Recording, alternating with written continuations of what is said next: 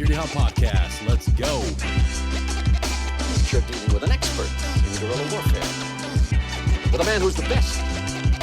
With guns, with knives, with his bare hands. A man who's been trained to ignore pain, ignore weather, to live off the land. Job was to dispose of enemy personnel. To kill. Period. Win by attrition. Welcome back to Security Halt podcast. With me today is Kim Burditt from Stop Soldier Suicide, and more importantly, from her own project, Black Box Project. Kim, welcome to the show. Thank you for being here today. Hey, Denny. Thanks so much for having me. Appreciate it. So it's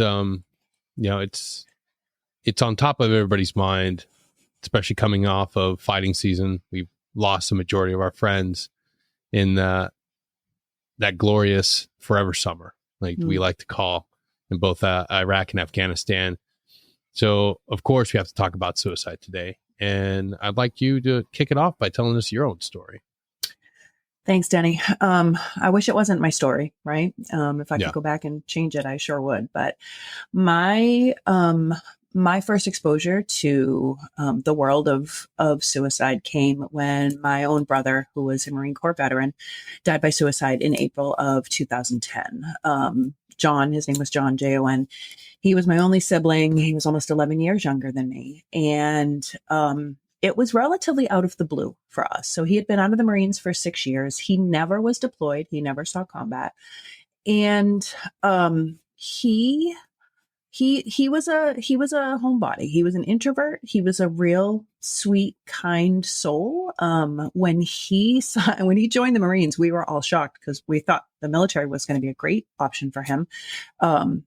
We were thinking, my dad was an Air Force vet, so we were thinking maybe he'd do Air Force, Navy, something, even Coast Guard. And when he signed with the Marines, it just didn't sort of fit his personality. We were kind of surprised, but thrilled.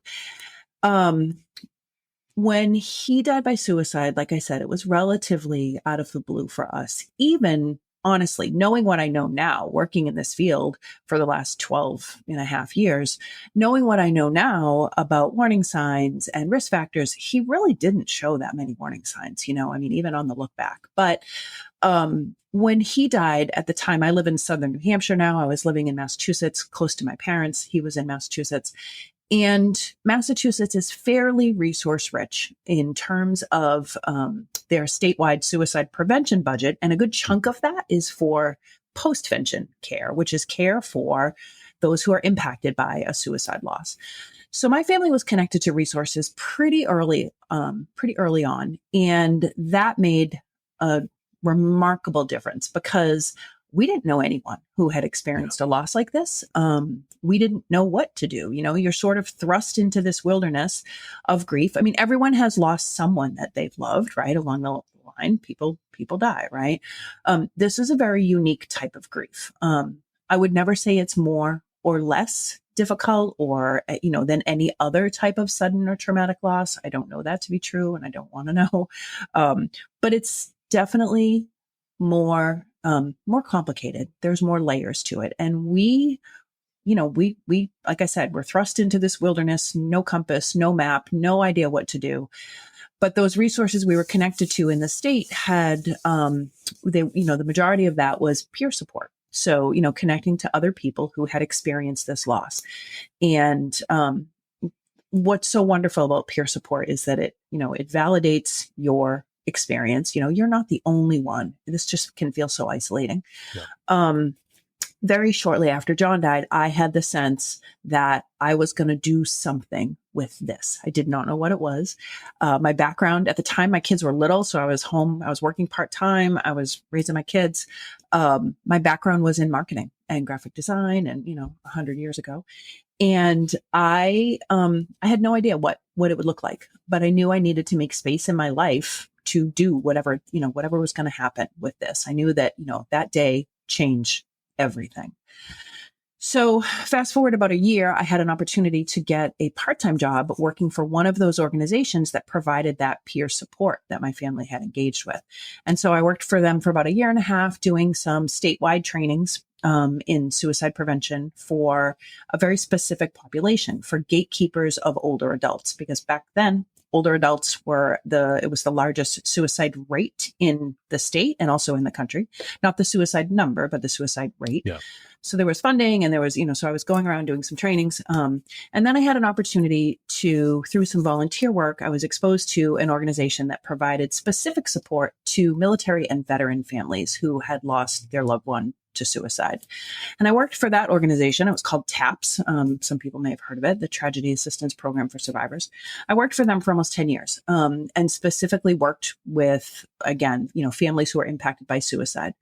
What was unique about that is that a lot, not all, but many of the staff at TAPS were like me, were survivors who wanted to impact the field somehow, who wanted to work in the field somehow. And being surrounded by people who are grieving their own loss and actively grieving, right? Because we don't ever really stop grieving that loss, right? Yet also, professionally and, shoring up their professional experience with education, working in the field, making an impact in the field, becoming thought leaders in the field. I was so incredibly fortunate to be exposed to all that and therefore exposed to, some of the leading experts in the grief field in suicidology. That's actually a word. And was able to, to sort of set my sights on, okay, this is the work that I want to do. And right alongside, like I said, you are also grieving, right? You're always in your sort of grief journey because life is just going to keep on lifing, right? And every bit of it, as my kids get older and graduate college and, get met, my brother is not a part of any of that, right? Doesn't have an opportunity to be a part of any of that. So life keeps happening. And I was exposed to these people who were not only surviving after their own, traumatic, horrible suicide loss, but even thriving. And that led to a search for me. Once I had heard the term, I had never heard of it before, but post-traumatic growth. I did not witness or find my brother when he died. He died at home. My dad found him. My dad absolutely had some trauma around that and the effects of that. I did not, but my imagination was enough. And so, I would never liken it to my dad's experience, but, and again, I think I had my own little touch of trauma around that. And the loss, I think, is traumatic. And, again, being surrounded by these people, I came to identify, okay, that's post-traumatic growth. Like they are, there's if you read about definitions of post-traumatic growth, it talks about things like finding, making purpose and meaning after the loss, experiencing a deeper appreciation for life, for the people in your life, for the relationships you have. You just value things a little bit differently. People will say the phrase, "Oh, so he didn't die in vain." That's in the neighborhood, but it's not quite deep enough. And once I learned about post-traumatic growth, I understood like, okay, I have been fortunate enough to experience that, not because I intentionally set out on it. I had never heard of that phrase, but, was able to experience that because of who I've been exposed to, who I've been fortunate enough to sponge up knowledge from and learn along the way. And some of the choices that, by the grace of God, honestly worked out the way that they did. So I knew that this would be my lifetime's work. It would maybe look a little bit different depending on, where I am and how I'm able to do that. But working with suicide loss survivors, ideally in the military veteran space, is really, where my heart is. And that's really what has led me to the position that I'm in right now, which is really unique. And I'm really fortunate to get to do that. So, can I share about that now, Denny, or do you have any questions? Yeah. Or okay. No, we'll keep you're on the roll. Yeah. But I do want to interject real quick and kind of like slow the train down. Like it's important to highlight that none of this growth happens overnight. Absolutely none of this happens within a week or 2 weeks. Absolutely not. Years. Grief is a dance. It's something that you pick up, you work through, and if you're listening and you're a veteran, you probably can recall the Chaplin 5 steps, very linear, very fast. You start and you drop it and you move on. But if you've lost somebody in combat, if you lost somebody at home, if you lost a family member, you understand that grief does not follow a linear path. What I was referring to earlier in the intro is the perfect summer. All of us at some point wanted and chased that deployment. We chased that adrenaline rush of going on a trip. We looked forward to it every summer. Or even when you went on those winter trips, you're like, man, I hope I get a little bit of that fighting season. And I want you to pause and I want you to reflect right now as we're coming through this summer of 2024. Did you experience any memories or any feelings of depression? Did you experience any days where you're just feeling a little heavier than normal? That's a little sign that you're still dealing with that grief. You're remembering, your body holds on to that memory. It's no joke why I say, like, hey, when summer comes, reach out to your friends. You've been on those rotations over and over and over again. And I didn't understand it. I wasn't intuitive of it. But you look on your phone, you look at your calendar, and you remember, oh, we lost Matt this day. We lost Jose this day. This is why I'm feeling this way. Even though we don't want to pick it up and hold it, when you pause and you reflect, you can understand there's a powerful connection that you still have grief to work through. Maybe it's not as encompassing and overbearing as a full depressive state. Maybe it's just a day where you're feeling a little bit low. That's a sign for you to reach out to your brothers. I know there's a lot of guys that can't do the memorial ceremonies. There's a lot of guys that can't do, the memorial workouts, and that's okay. In time, if you can, you will be able to do those things. Everybody has to move at their own pace. There is no plan of action for every human being to follow through for grief and loss. There's guides. There's great books out there, but at the end of the day, your speed is your speed. And oftentimes when we hear these powerful testimonies of being of service again, of being able to take your pain and your trauma and do something great with it, we immediately want to jump at that. I know when I first got better and I started started walking and crawling and understood what I was going through, I wanted to hurry up and try to bring everybody in on this journey. But you need to focus on you. You need to focus on your healing, your journey first. Just like my good friend Terry said the other day, if you are constantly operating on an empty or half filled cup, you're not doing anybody any service. And it's important to understand that when Kim highlights her journey, it's not as easy and as fast as a day or two. Those are years. Oh, don't we wish though, right? When you mentioned the 5 steps, were you referring to sort of the 5 stages of grief? Yeah. So what's interesting about that is I was fortunate enough to be mentored by someone who was good friends with Elizabeth Kubler-Ross. She wrote that for people who are dying. Yeah. Not people who have lost someone. So and it's even advanced. It's changed over the years. It has. And I love that you brought that up because I think it creates a really, it's a really hard expectation for people in grief, right? Because, okay, I do this. Now I'm supposed to do this and feel this, and then I'm better. It doesn't work that way. And not everyone feels all of those things, and certainly not in that order. So it creates this sort of unreachable expectation. And then we think we're doing it wrong.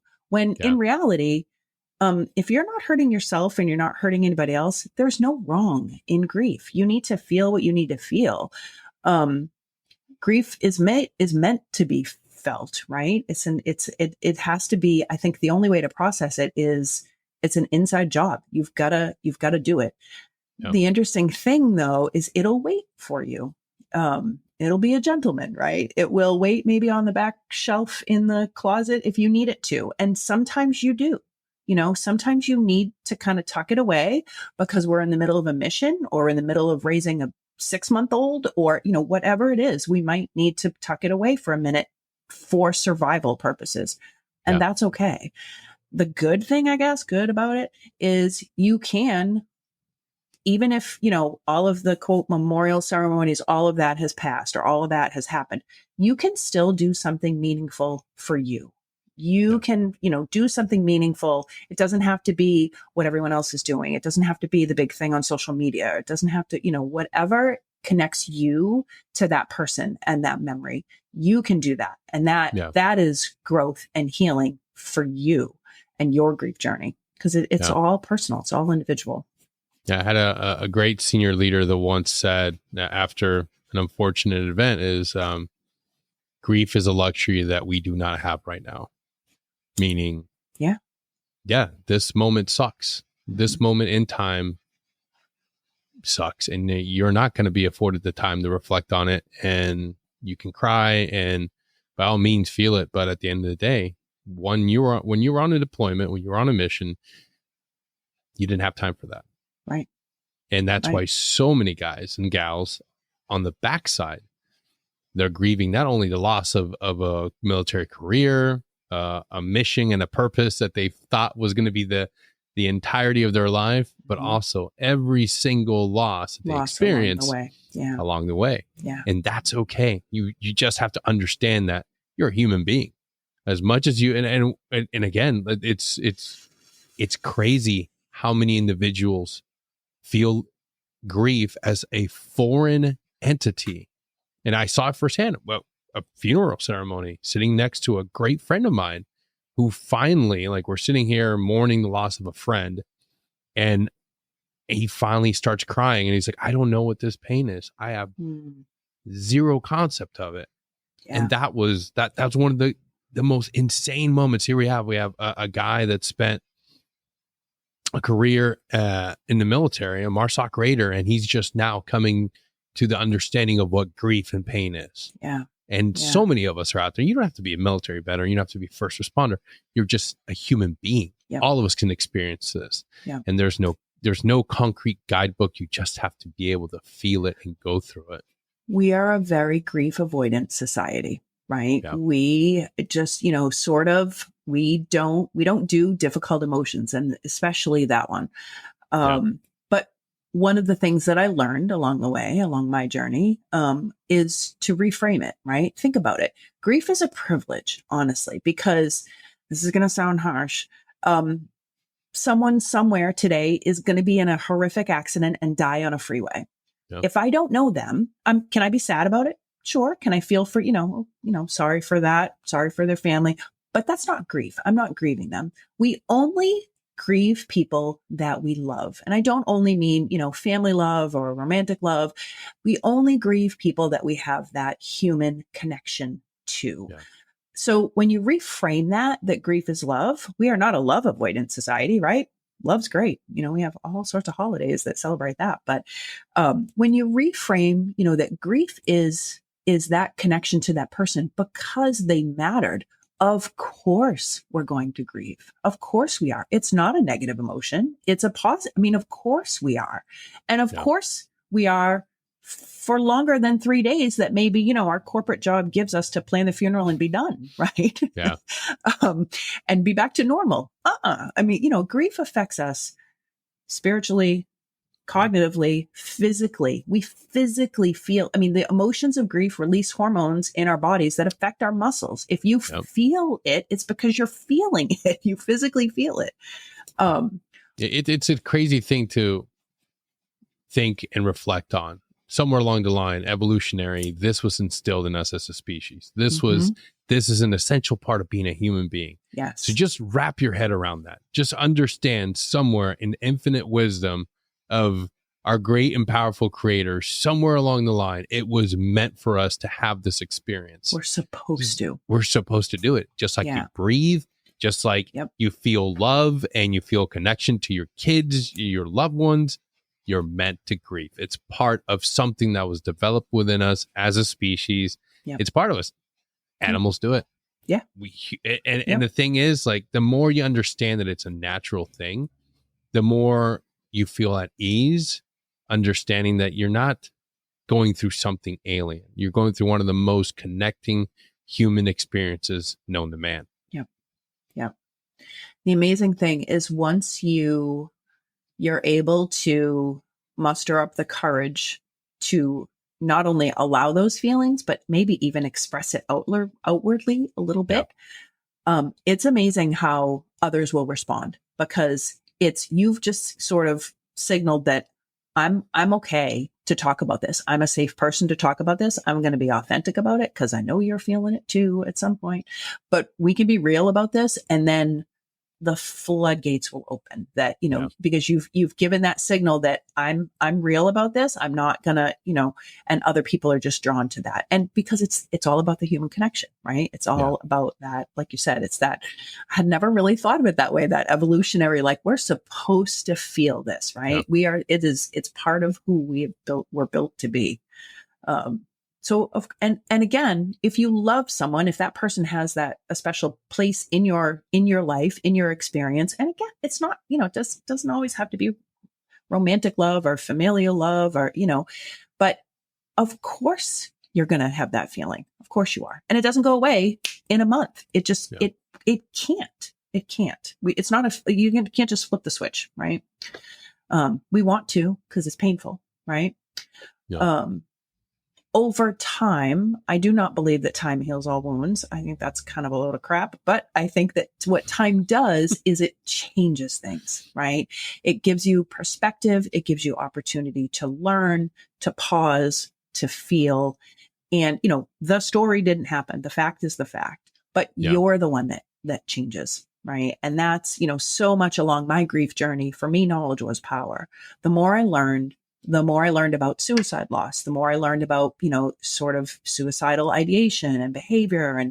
And, that allowed me to think about my brother's perspective, to think about my parents' perspective, to learn more about sibling loss. And, it, for me, that knowledge was, like I said, it felt empowering, because it was just such a foreign, we just didn't understand it. We had no point of reference for it. So for me, not everyone is like that, right? Not everyone can, I wanted to read everything I could the summer after my brother died. My mom couldn't, her attention span just wasn't there. So at the time, right? And to your point, everyone is going to do it a little bit differently. And I think if you can be open to allowing yourself to do that, to allow yourself to feel, allow yourself to try something that maybe it doesn't feel like you normally, but it might help.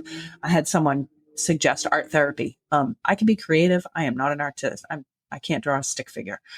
And someone said, I will say, music therapy, art therapy are amazing modalities. And if you feel an aversion, if you feel I didn't want to do that. Yeah. I didn't want to do any of that shit. That wasn't me. I'm like, I can't do that. I'm not an artist. I can't do this. I'm telling you, how's you'll that be going to help? surprised. You'll be surprised what's happening into different parts of your brain when you're going through, and then not just grief. All my experience, I talk and share it openly. I went to a mental health treatment center. Shout out to Laura Ridge. It completely saved my life. And one of the things that you have to do there is you have to surrender and give away that control and be willing to try everything. Be open. Yeah. And be open to try everything. Yeah. And one of the things that you will understand if you continue to dive into the research and continue diving into the books is when you tap into different parts of your brain, you allow for yourself to process things that you aren't normally willing to talk or speak about with your therapist. And you'll be surprised. There's a reason why people go to school and get these certifications and become art therapists and music therapists. There's efficacy to it. It works. So be willing to try anything, whether it's for grief or mental health. And if it doesn't work, it doesn't work for you. But there's so many tools. Yeah. Yeah. And I think it's important to think, okay, I mean, especially with my experience with grief, it may not work now, but maybe in 6 months, I don't know, maybe, maybe I'll try it again, or maybe I'll be in a different place then. Right. So I think, to your point, to be open to experiencing and give it a try. And if it doesn't feel like it helps right now, you haven't lost anything, right? No worse for the wear, because it didn't hurt. It's certainly not going to hurt. It's not going to make it worse. And many times it feels like it can't get worse. Okay, well, if it can't get worse, then it can get better, right? Then, that opens up the space for that. So it is certainly a journey. I'm glad that you highlighted that, because it, now 14, almost 15 years out, next spring, it'll be 15 years out. It does seem a little bit like a blur. But, looking back in that rearview mirror, it was work, it really was. And some of it, once I learned, I knew pieces of that had to be intentional. I have to allow space for this to heal from it, right? You have to feel it to heal it. When people would say that, it would drive me nuts. But 220, shout out to them. That's her tag. Great organization. Love plugging them. Quick shout out to 220. That's their tagline they use. You got to feel it to heal it. Yeah. And if you need help right now, go right there. I'm going to put it on YouTube. Go to 220. There you go. Shout out to Dr. Pamela. Amazing lady. Great healer. I didn't know what that meant though, right? Like I thought I am feeling it, right? Well, I was feeling the pain, but I wasn't, I don't think I was doing the intentional work of grief, right? Allowing the processing, allowing, to talk about the things, to allow the space to feel it intentionally and not just kind of sit in the pain while trying to ignore it, right? If that kind of makes sense.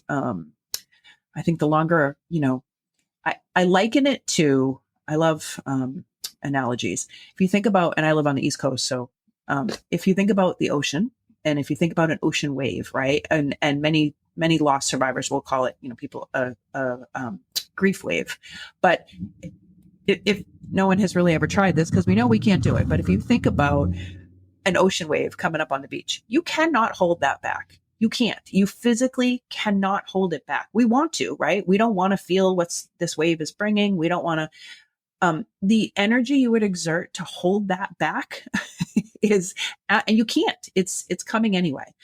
The fear is that we don't know if that wave is gonna, just kind of come up to our ankles, if it's gonna splash our legs, if it's gonna take us out at the knees, right? I think the key is learning how you can sort of ride that wave, surf it, whatever analogy you want to use, but that to not necessarily fear the wave. And again, if we're supposed to feel grief because of love and human connection, then it's really not scary, right? Yeah. The other thing about an ocean wave is by nature, they come up on the beach and they recede. It's not forever. It's, it's a feeling. Everything dissipates. Mm-hmm. Everything dissipates. That's a great thing that it does. Mindfulness brought into my life, is understanding that no matter what emotion, no matter what suffering you're going through, and I use it with my students, man. Like, right, I taught mindfulness to kids for a while, and one of the best lessons is like, you ever hit your elbow? You ever hit your funny bone? Yeah, it hurts really bad. Yeah. How long does it last? So long. When I think about it. Yeah, everything dissipates. Yep. Everything dissipates. Yep. And when we think of pain, whether it's physical or emotional, it ebb and flows, man. Good days, bad days. Mm-hmm. And that's something to take with you wherever you go, wherever you're on your journey right now. You're going to have good days, you're going to have bad days. You have days of dealing with that grief and dancing with it nonstop. And then you wake up, feel a little better, go a little better. And the key to it is continuing not to push it away, but embrace it and let it know that, hey, this is something I'm going through. I'm choosing to look at it, stare it in the face, understand it, and know that it's going to be okay. Like whether it's having memories from friends you lost downrange or intimate family members that you lost. Suicide is not something that one goes over and just smooths over in one day. It's something that will stick with you. Good friends, family members, that's hard. But understand that with time and with your own progress and your own focus on it, and with assistance, you don't have to do it alone. That's a great thing. You don't have to go this road alone. Mm-hmm. You can get help to make that pain, instead of carrying that 135-pound rucksack on your back, maybe you whittle it down to just 50 pounds and you can deal with that a little better. Yeah. I want to dive into your black box project, because this is something that, when I think of it, it makes sense, but I'm cautious and have a lot of questions, because when we're not there to interpret what our families might find, it might lead to more pain. So it's interesting. I will share when I did not work at Stop Soldier Suicide before I was employed here, I learned of the Black Box Project, and I, quite frankly, was hell no, like, no, it's an invasion of privacy. It is, to your point, they're not here to sort of defend themselves. What are we looking for? And by the way, what is going to be found in that digital device it's not going to give me the answer, right? It's not. Yeah. It's one piece of a person's life, right? It's just one little puzzle of the entire. So I hear you. I hear you on that. I kept abreast of it though, because it was fascinating to me. And then pieces fell into place and there was a spot for me here. And I learned more about when I say they, I mean Stop Soldier Suicide as an organization, their perspective, their approach, and what they want to do with it, and how they are valuing and honoring that data. So that came through loud and clear to me. And that's what changed some of my understandings of. But I should back up just in case people are not aware. So Stop Soldier Suicide is an organization. We provide free, confidential telemental health care. So, virtual mental health care to anyone who's ever worn a uniform for a day, regardless of discharge, regardless active duty or veteran, for people who are moderate to high risk for suicide. So those people who are really struggling. This is not PTSD treatment. It's not depression or substance use treatment, not long-term treatment. It's for, the acute, people who are really struggling. The name of that service, although the organization is Stop Soldier Suicide, we service all, to anyone who's ever served in any branch. We were founded by 3 Army vets, so hence the name. But the name of our wellness operations, that's what it's called, is called Roger. So the website for that is goroger.org. And you can learn lots lots more about that. And I can answer more questions about that. But as an organization, Stop Soldier Suicide is extremely focused on data and technology, meaning let's leverage the best technology out there. Let's learn what we can to better our services. So we can provide better care. We can better understand why people are, they get to this place where they're, really, really struggling and at high risk for suicide. And how do we better care for them? That's sort of where the nexus of Black Box Project came from. So if you think about the context of aviation, right, we understand what a black box is in aviation. In this instance, the black box is people's personal devices, right? So their cell phones, their tablets, and even their laptops. What the project does is we borrow, it is always a borrow, we do not keep. We borrow digital devices of service members and service members, active duty service members and veterans who have died by suicide. We borrow them from their surviving family members. We copy the data that's on those devices. We do not connect them to the internet. We don't log into any apps. We essentially take a snapshot of what's on that device. Immediately, it is depersonalized and de-identified. And then all of the device data that we've collected thus far is pooled, and that data is analyzed. So we don't look at, John Smith's device and look for why did he die by suicide. We don't analyze any one single, through that lens. What happens is the data gets pooled and analyzed that way. And we're looking for behavioral trends and patterns that, then once we identify those, the desire is that we eventually can build interventions to go, to get in there digitally, right? In someone's digital life. So, as an example, if you're a gamer, and you're a veteran, you may have seen an ad, in the games, for Stop Soldier Suicide, because we spend a good amount of our marketing budget. We want to go to where struggling people are. We're not waiting for them to call us. We're going to go where they are. We're going to go to the places that they are. Again, digitally, right? So if the Black Box Project, if all of our device data shows that in the majority of people that we've, the device data, the majority of those individuals their device was active overnight. We know they're not sleeping, right? If their device is active and we know that they are up overnight. And again, in the field of suicide prevention, that's not something new. We know that people who are struggling have a hard time sleeping, but that's, that gives us the case for, okay, now we know, now let's add additional spending on our ads to go, in the middle of the night. Let's go to those places where they are so that we can better reach them and better get in front of them before the crisis point. So that's just a sort of a quick little summary. But my role in the Black Box Project is to engage with families and to share the project with them, to, help them understand the ins and outs of it, to answer any questions, to see if it's something that they want to participate in. And again, it's a loan. The devices go back to them as we have received them. Many times, it's not an exact science, so I always want to set proper expectations, but many times we are able to unlock locked devices, and that can be attractive for families, right? Because there's maybe pictures or videos or, in there that they would like access to.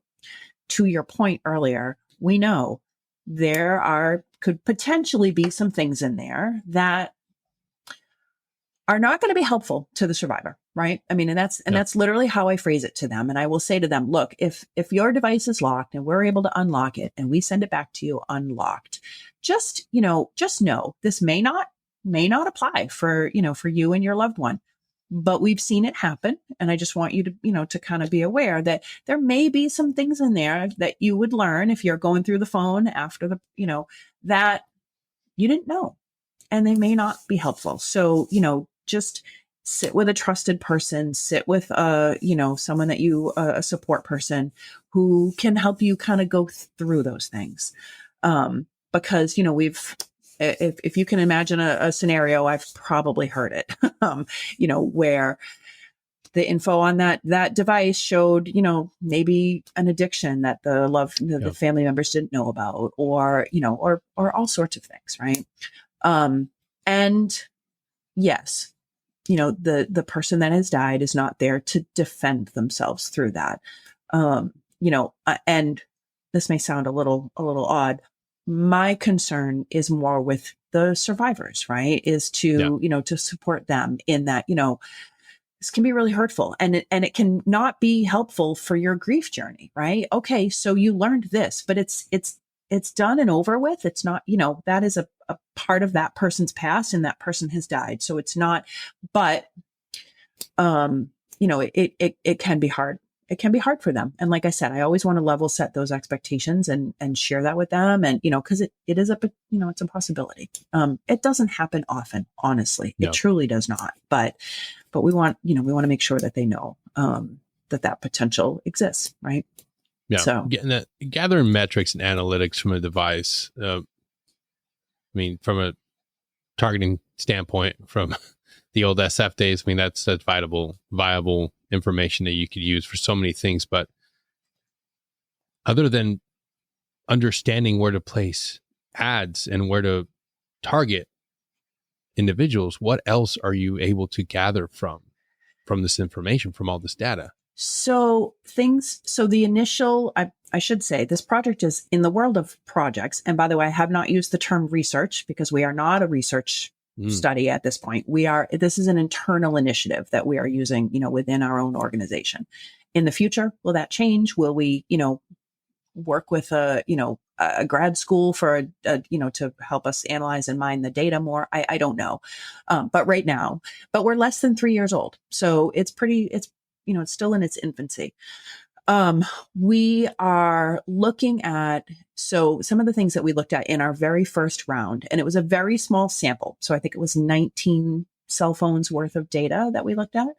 But that was over 600,000 text messages, right? And we were working with Amazon Web Services. We had to teach them, we were looking at sentiment. So changes in sentiment in the 6 months before a device went inactive, right? Or the date of death. So we were looking at changes in sentiment. And you think about, and this is a little bit probably above my tech understanding, or it's a little bit beyond, but you think about, changes in sentiment in terms of either, more perhaps self-depreciating language. We were looking at that. We were looking at expressions of anger. And by the way, we had to teach Amazon Web Services that some choice curse words are probably, they don't come with the same weight or the same, expression of anger or, that maybe they do in the civilian world. So we had to teach Amazon Web Services. But, if you look at those things and if you're able to identify those trends, right? So this is all my little fantasy, my supposing of what we could do with this, right? Say, I don't know, 5 years from now, what we've learned from this data, we have then developed an app that when we are providing treatment to someone with their full understanding and consent, they download this app onto their phone. That's a way for them to keep in touch with their clinician here and, to engage with us in treatment with us. Maybe we're not monitoring exactly what they're doing on their device, but but there is something in that app that monitors a change in sentiment, and we can tell it whether it's a negative change or, we could tell it to alert if it's a negative change or a positive change. Maybe that outcome is what's reported back to their clinician. And that could make the difference in, today's Wednesday. Maybe I'm the veteran. I don't have an appointment until next Wednesday, but my clinician has been alerted that there's been a change in my sentiment or a change in something that indicates increased risk based on the data that we've learned. That clinician's not going to wait till next Wednesday. They're going to reach out sooner, right? They're going to. Kim, if you had access to every Green Beret and Navy SEAL and Ranger cell phone looking for a change in sentiment, you would be horrified at the way we communicate with each other. This is the one thing I will tell you right now. That would not work with our SOC professionals to your or point. A vast majority of our infantry and paratroopers, because the way that we communicate is so. Oh my gosh, the things that I have said and continue to say to my brothers and sisters, it's very different, and that's my pushback, because when I was in the depths of my struggles with suicide and suicide ideation, there was no text message that you could see that was out of line and out of character, and the mask was on 24/7. The only thing that had any, if you could see inside my head, you could hear the inner workings of the intrusive thoughts. But everything was through a layer of sarcasm, dark humor, and the way that we communicate. And that's my pushback with this and gather the analytics and this information is this may work within a civilian sector. But I will say for even our first responders, I've heard so many times where we're the same, we talk the same way. It's so difficult to try to look at the way we're communicating and try to decipher it for there's a signal here. Because I will tell you, the friends that I've lost and the people that I know that have lost friends in service, it was always individuals that are that's the pillar of strength. That's my dude. He'll never leave us. And just like that. So and you look back at every communication and it's never changed. It's, yeah, man, I got you, whatever you need. And it's those stories of dude, we were supposed to go fishing. We were supposed to go out. And there was no change in sentiment, no change in communication, because the mask stays on 24/7. Every way you communicate, emails, everything. And that's the only challenge I see. That's the only thing that I say that you're going to have I would say is a hard thing to look through. Yeah. I mean, and I don't disagree with the sentiment as an example, right? I think that, and especially with your brothers and sisters, side by side, yes, I think you're going to maintain. But there's even, I think that's our point for why we need more data, right? Because there is even, and this is in the civilian world, and I don't have the statistic off the top of my head, but it's a known correlation between those who have to sort of maintain perfection and the pressure of that, and how that can be indicative of a struggle, right? Behind that perceived need to show that mask all the time, to keep that mask on.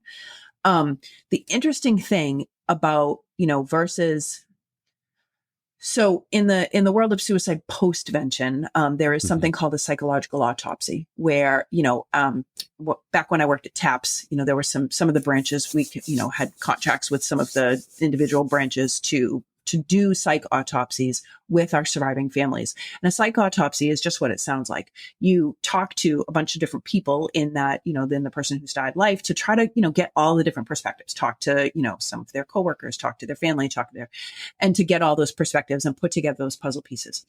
The challenge with that is that it's inherently biased, right? Because it's through a human, right? And it's through that relationship. Your relationship, for lack of a better description, with your cell phone is first person, right? It's first person data, right? It's you. If you are, if a change in your behavior in your digital life, be it, whatever that might be, phone activity, sentiment, starting and not finishing, what could be interpreted as a suicide note, we've seen that fairly often, and then it gets deleted. Like lots of computers, there's little hard drives, and delete really doesn't mean delete, right? But to your point, this is just one piece, right? This is one piece of a person's entire persona, right?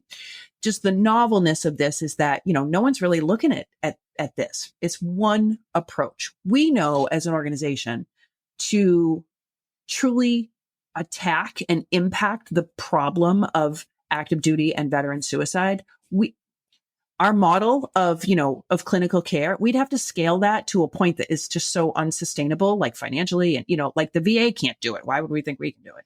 But it can't be scaled to actually address the issue. And by the way, what's the percentage of veterans who are dying by suicide that aren't engaged in clinical care or treatment at all? What about them? We need to find them, the ones who aren't asking for help, the ones who aren't there, we need to, yes, the ones who are getting care and treatment, however they're getting it, great, because, help does help. But what about the others?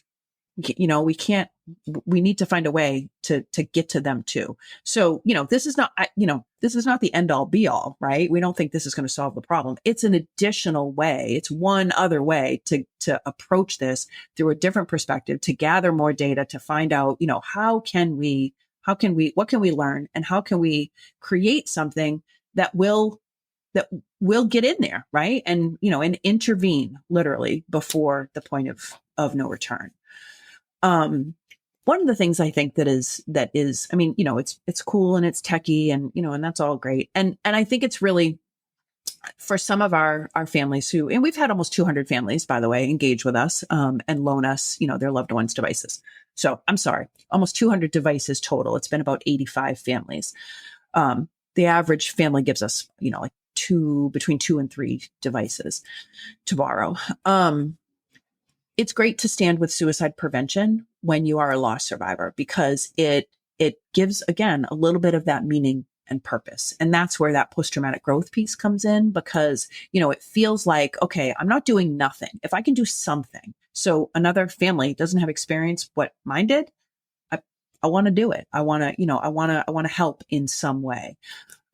So, this is not only, I don't view this only as a suicide prevention initiative. It is, obviously. And that's what Stop Soldier Suicide does. That's our mission. But this also is really good for the survivors, right? It can be really helpful to them, and, give them something to help along in their grief journey. So. Yeah. I don't think when you go into any endeavor or any mission, even something as big as this, you should ever see it as over daunting or like impossible. Right. I really do think that the culture needs to change within our veteran echo chambers, mostly in social media, Reddit. If you go to any of those places that are veteran heavy, there's a lot of negativity. There's a lot of hopelessness. And I think we can combat that by having these discussions, but remaining hopeful and understanding that, like, I've gone up against insane odds before. We all have. Yeah. Like, the reality is no one's coming. The VA's not coming. The government's not coming. It's up to nonprofits. But at the end of the day, it's the human factor. If you are willing to get help for yourself, get better, start walking, start running, and start really thriving, then you can become a peer-to-peer support facilitator. Absolutely. There are millions of ways to do that. Just be a great friend to one person. Yep. In the 82nd, we had this little saying called LGOPs, little groups of paratroopers. This was the first thing that helped me, was having my little LGOP. Shout out to Paul and Greg. Just being able to get connected with friends that are trying to get better, trying to identify what resources are out there. It works. I look now to where Paul's at. I look now to where Greg's at. I look now to where I'm at in my life. LGOPs work. Little groups of paratroopers sticking together. Eventually, I went to a treatment center. Eventually, Paul went to therapy. Eventually, Greg got better too. Every last one of us found things that we needed to jettison from our lives. And you can do it too. It's not hopeless. It's not as, look, the enemy's out there. It's every single day we're battling it. We're in the same fight together. It's just not personified in the face of a foreigner. It's a mental health issue. It's suicide. It's depression. It's anxiety. We're not out of this fight, and you can win this. You can literally win this. All you have to do is focus on yourself, get a little bit better, and then reach out to your friends and help them find the same resources or different resources that helped. And there are plenty of organizations. There are plenty of people out there to help you in your fight. Stop Veteran Suicide is one of them. Mission 22. The list goes on and on. If you don't know where to start, reach out. Hit up Veteran Suicide today, or hit me up at sechaltpodcast@gmail.com. I will get you plugged in with some people, or hit up any of my social media. You're not alone in this fight. There are thousands of individuals ready to help you today. And again, that's a powerful ally, somebody that's healed and willing to help others. It's a grassroots movement. It doesn't matter who's in office. It doesn't matter what organization's trying to help. At the end of the day, we need you to stay in this fight. So please reach out today to Veteran Suicide. Kim, how do we get a hold of you and your organization? So Stop Soldier Suicide, our website is just those words, stopsoldiersuicide.org. To, as I mentioned earlier, to engage in our treatment, to sort of to do an intake, reach out for help that way. Again, free, confidential. We are a standalone nonprofit. We don't report to anybody. No government, nothing. That's goroger.org. And you can fill out an intake there. You can call us too. The 800 number is all over our website. And then, and also we will support you with other wraparound services and connect you to other resources and services too. Because to your point, right, there are so many resources out there, and not all are going to be what you need. And that's okay. But there is something out there that will help you. And there's so many people that are willing. And it's just a matter of reaching out that hand. And then others will do the work for you. We're going to help you connect, to what you need. Regarding the Black Box Project, my email is my name. So it's kim.burditt@stopsoldiersuicide.org. And you can find more information about the Black Box Project on our website too. But like I said, I know that this is not something that's for everyone. We would love to share it with as many military and veteran loss survivors as possible to explore it and see if it's something that they'd like to participate in. We would be incredibly grateful because, our desire is, to your earlier point, Denny, like, the government's not coming. The VA is not, we've got to approach this in a different way. We've got to be open to what can we learn? Hey, we're fully aware this project may not teach us anything new, right? It might not, but we've got to try, right? We've got to try. People need, we need to try different things to try to attack this problem. And we're willing, we're willing to do this. So, any loss survivors who want more information or want to just explore it, I would be more than excited to be able to do that. So it's such an amazing way to honor our loved ones, right? I think, if I could tell my brother all about this, what we're doing, I mean, I would have to think that he would be psyched. He'd be behind it. He'd be proud of, let's try to change it. So, others don't have to feel what he felt, and other families don't have to experience what mine did. So thank you. Absolutely. Danny. Kim, thank you so much for being here today. To all you listening, thank you for tuning in. If you need help, please reach out today. Don't wait till tomorrow. And we'll see you all next time. Till then, take care. Thanks so much.